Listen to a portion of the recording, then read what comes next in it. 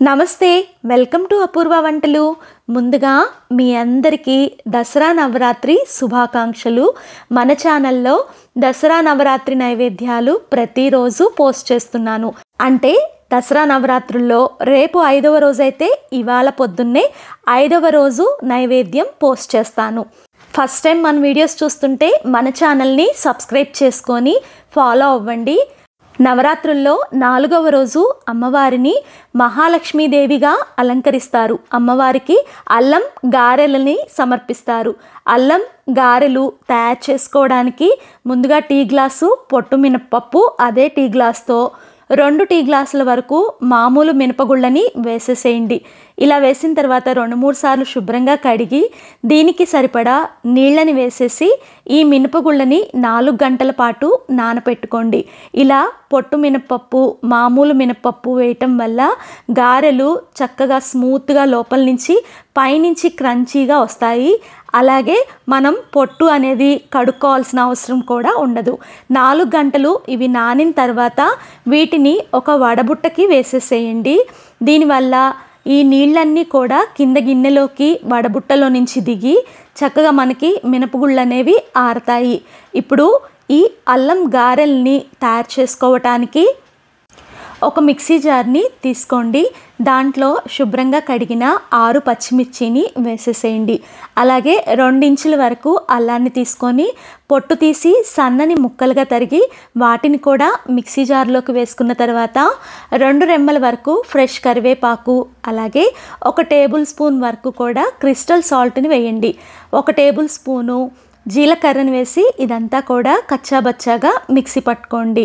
జీలకర్ర కరివేపాకు వేయటం వల్ల ఈ అల్లం గారెలు మంచి సువాసనతో రుచికరంగా ఉంటాయి। ఇప్పుడు నానబెట్టిన మినపగుళ్ళను కూడా అదే మిక్సీ జార్లోకి వేసుకొని దీన్నంతా కూడా మధ్య మధ్యలో నీళ్ళని వేసుకుంటూ వక్కలు తొక్కలుగా రుబ్బుకోండి। అంటే మరీ ఫైన్గా మిక్సీ పట్టొద్దు।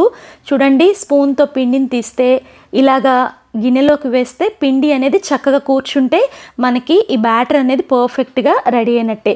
ఇలా రెడీ చేసుకున్న పిండిని 2 గంటల పాటు నానపెట్టుకోండి, లేదా ముందు రోజు రాత్రే వేసేసి ఫ్రిడ్జ్లో పెట్టుకుంటే పొద్దునకి గారెలు వేయటానికి పిండి అనేది చక్కగా రెడీ అవుతుంది। నేనైతే ముందు రోజు రాత్రే పిండిని మిక్సీ ఆడించుకొని ఫ్రిడ్జ్లో పెట్టుకున్నాను। గారెలు వేయటానికి గంట ముందు పిండిని బయట పెట్టుకొని చేతికి అరిటాకుకి చక్కగా నీళ్ళని అప్లై చేసుకున్న తర్వాత పిండి ముద్దను తీసుకొని పెట్టి ఈ పిండి అంతా కూడా చక్కగా అరిటాకు మీద ఇలాగా స్ప్రెడ్ చేసేసుకొని మధ్యలో హోల్ పెట్టేసుకొని అరిటాకు నుంచి ఈ గారెని విడలు తీసేసి కాగుతున్న నూనెలో వేసేసేయండి। అన్ని గారెలు నూనెలో వేసేంత వరకు మంటని సిమ్లో పెట్టుకోండి। మీ దగ్గర అరిటాకు లేకపోతే మామూలుగా బయట నుంచి తెచ్చుకున్న కవర్లనైనా శుభ్రంగా కడిగేసేసి దాని మీద తడి అప్లై చేసుకొని ఇలాగ గారెలు వేయచ్చు, లేదా బాదాం చెట్టుకి ఆకు ఉంటుంది కదా వెడల్పుగా, అట్లాంటి ఆకుల మీదైనా ఇలాగే మీరు రెడీ చేసుకోవచ్చు। ఒక్కొక్కళ్ళైతే ఈ గారెలకి మధ్యలో రంధ్రం పెట్టరండి, మేమైతే పెడతాము। మంటని హై ఫ్లేమ్లో పెట్టుకొని గారెలు ఒకవైపు వేగిన తర్వాత రెండో వైపుకి అన్నిటినీ కూడా తిప్పండి।